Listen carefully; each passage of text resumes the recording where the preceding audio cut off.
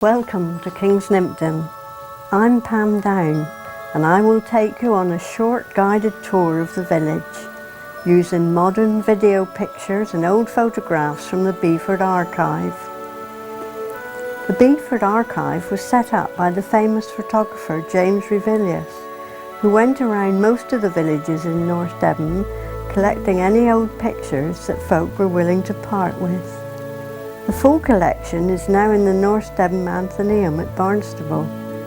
The Kingsnipton History Society have a copy of each photograph of the parish. We will begin our tour by entering the village on Station Road and heading up the hill towards the Grove Inn. On our left is Lanthorn Cottage, the home of Mike and Sue Payne. Back in the late 19th and early 20th centuries, it was the home of the Knight family, who were wheelwrights, handed down from father to son through many generations. Here we see family members outside with their ponies. Few people were without at least one horse. They were the only viable means of transport and haulage before the introduction of the motor car. The workshop at this house was also a garage business. In the 20th century, petrol was sold from a pump near the road opposite Brandywell.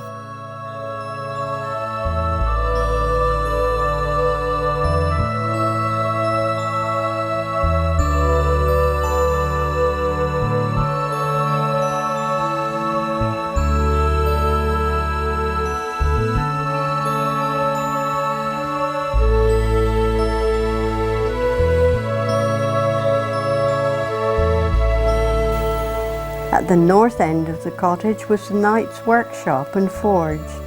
Now converted into a dwelling, it is currently the home of Jeff Keegan, our chairman. We see here the wheelwright John Knight with his son William and a labourer. You can just make out the wheel jig which was used to set the hot metal rim onto the wheel before it was quenched and allowed to cool. The jig is still here, but sadly buried under 6 inches of concrete.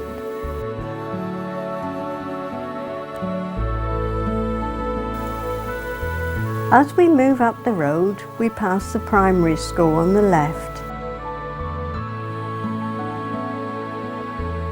and Shears Cottage on the right.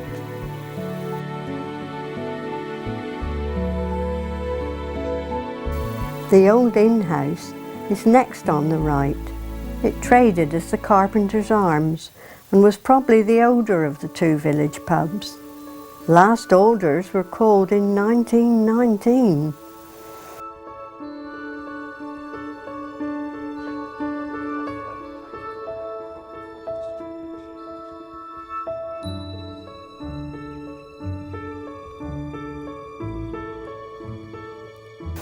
Here now on the right is Belmont, the home of Alan and Jean Keylock. As you can see from this old photograph, it was once 2 separate dwellings. Elias Down ran his general store and post office here for many years, helped by his wife.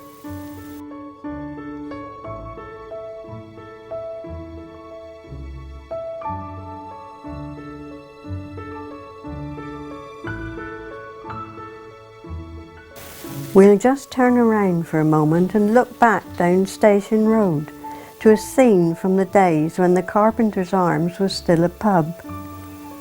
The motor car on the left is supposed to be the very first one in the parish and was driven by Mr. Rowland Holland and owned by Mr. Sam Bowden. We think it might be a Model T Ford. Not only was Mr. Holland a farmer at Oxford, he was also a surveyor, an appraiser, land agent for the Lord of the Manor, and an insurance agent for Sun Life. Just to fill up his spare time, he was very active on the parish council, being its chairman for many years. Looking beyond the car, you can just see the constable standing outside the Carpenter's Arms and the pub sign running across the road between the main building and the tap room. The three little girls, two of them twins, seem to be in several photos from this period.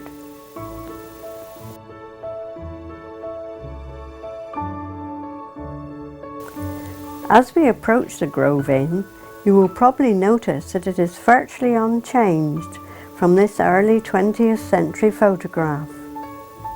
Formerly known as the New Inn, its origins are late 17th century, and local legend says that it may have been built by the same masons who were making alterations to the church. This theory may be borne out by the amount of stone used in its construction, as other buildings of a similar age are more likely to be of cob and a stone plinth.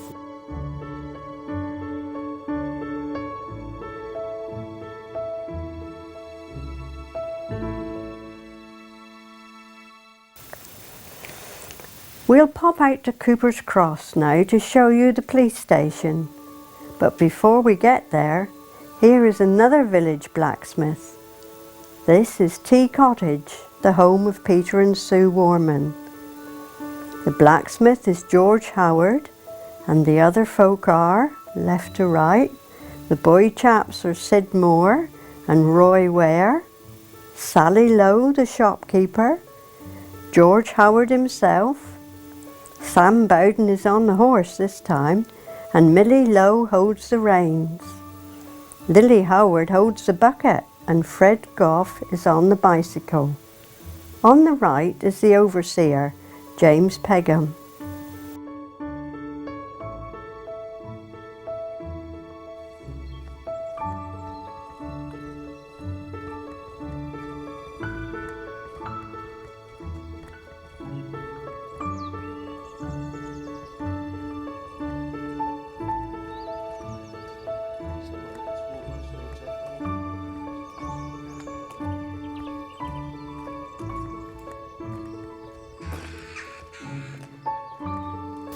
Here we are at the constabulary, now called Summerley.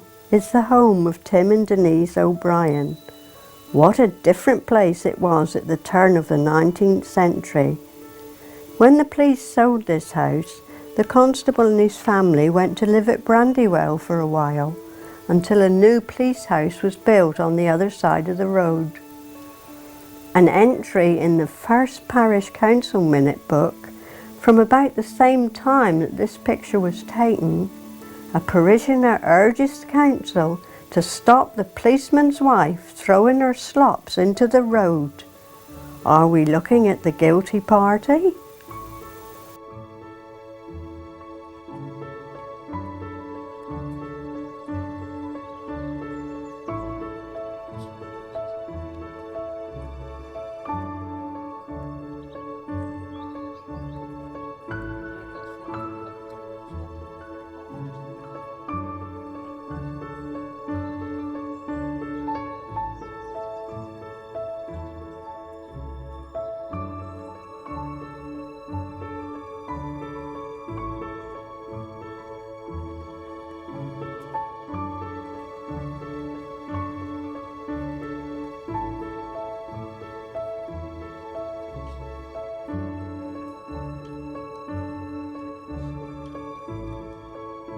We will now go west towards the church, with Mayville and Huxley on the left and Avonholme straight ahead.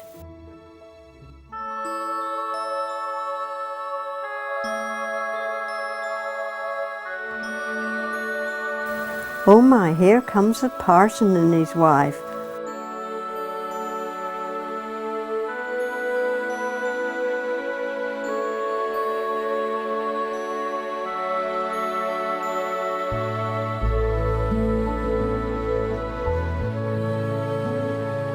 Morning, sir.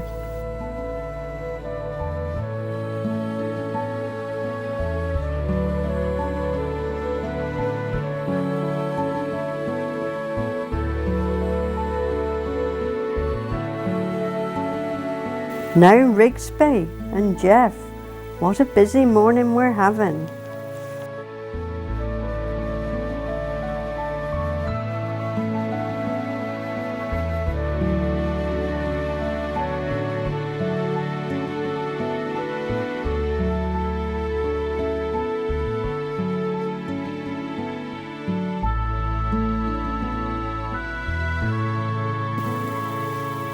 The rectory gate looked somewhat different in the early 1900s and was a popular place for group photographs.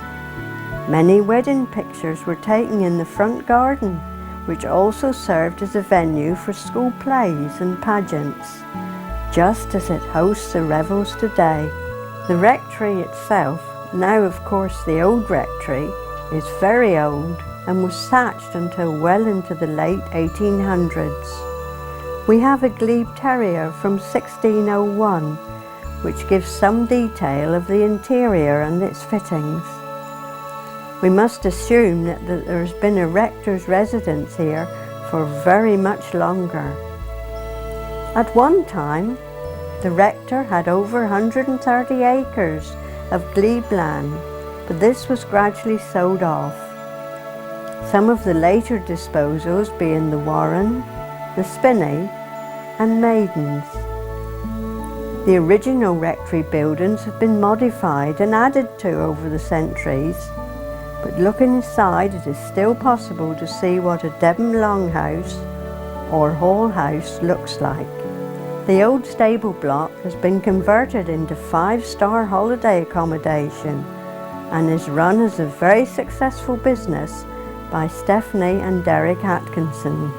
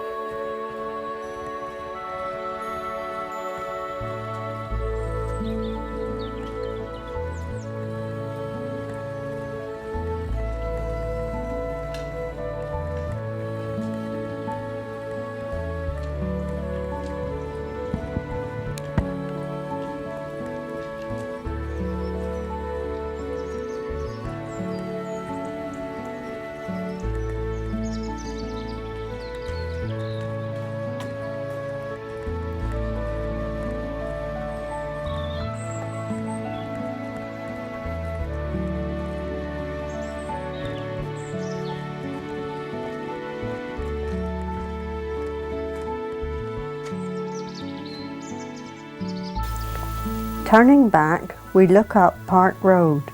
On the left is the cottage, which is now called Peonies, and just beyond that is Granny Mare's wash house, which is now called Elm Cottage. On the right we see Mole Hayes, and beyond that is the Laurels.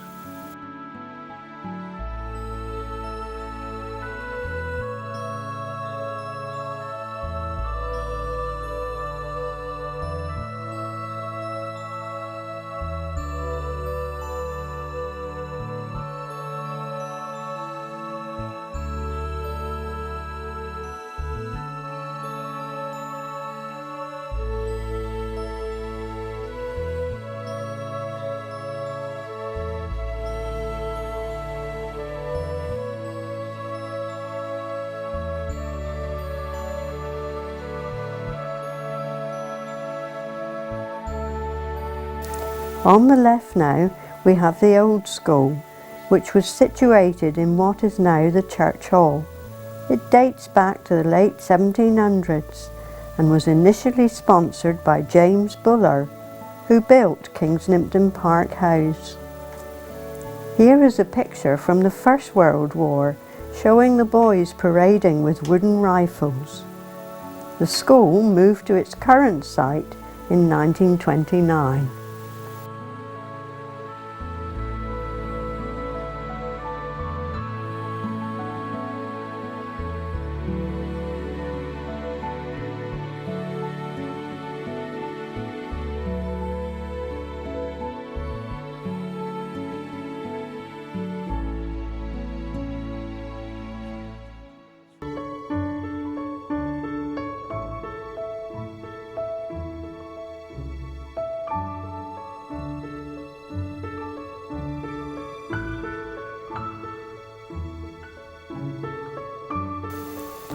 On the other side of the road is Glebe House. This very old cottage was once part of the Rexters Glebe, and for many years was the home of the schoolmaster.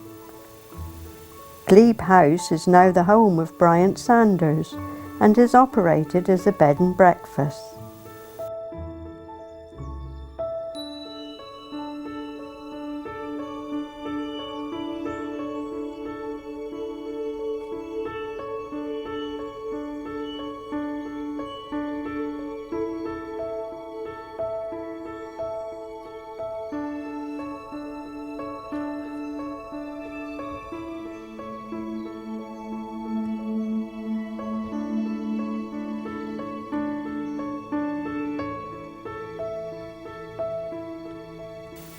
This house is now called Jay's Cottage, but as you can see from the frontage, it was once a shop.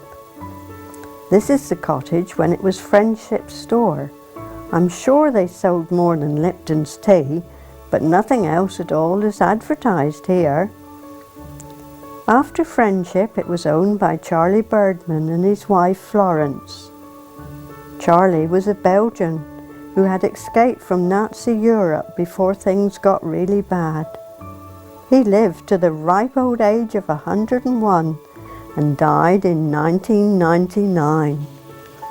This property was part of the Nest and remained so after Charlie Birdman ceased trading in the early 1960s.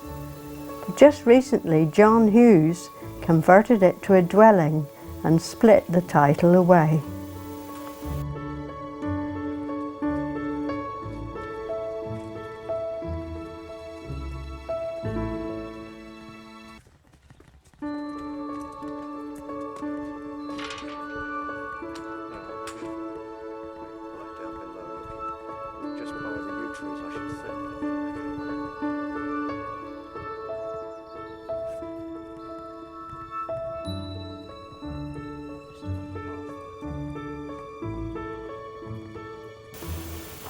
Here we are at St James Church, but you can see from this 1920s photograph that the very familiar steeple is missing. The old oak shingled steeple was very badly damaged by a storm in 1915 and had to be removed for fear of it falling through the nave roof.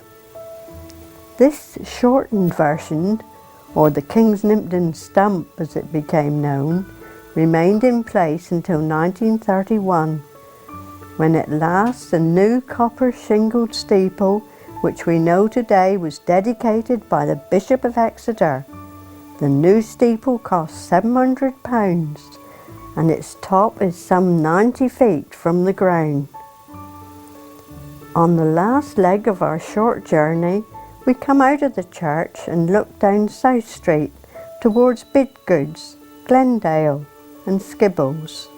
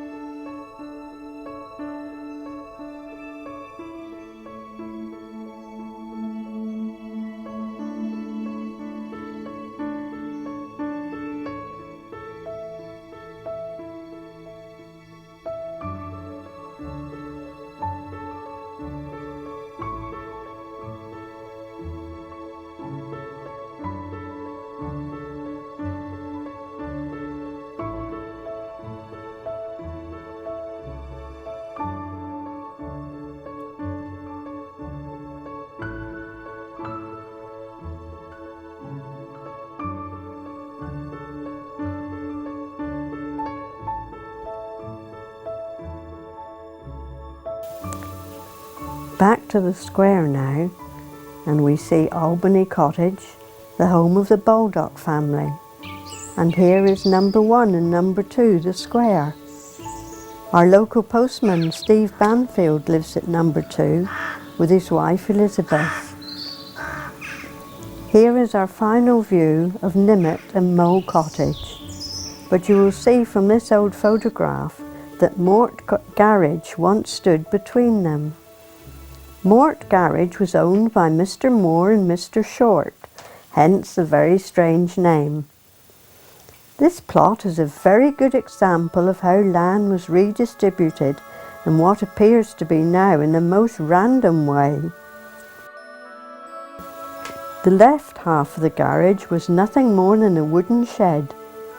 When it was demolished, the site became part of Nimmet, underground fuel tank and all. The right half of the garage is of stone construction, and it became part of Paradise, now known as Mole Cottage. There is much more of this in the village, for it is said that when gambling was rife in the pubs, plots of land would change hands over the card tables. Many people still own plots of land which are quite remote from their cottages. I still can't get used to it. I hope that you've enjoyed our little jaunt and all the other interesting things on display today. Finally, I must, on behalf of all, say thank you to Ian Dams of Huxley Cottage, who had the original idea of the video and has so cleverly and patiently put it all together for the benefit of all those who have an interest in the history of Kings Nympton, both now and in the future. Thank you, Ian. And thanks to our chairman, Jeff Keegan. Without his initiative, none of this would have been possible. Thank you, one and all.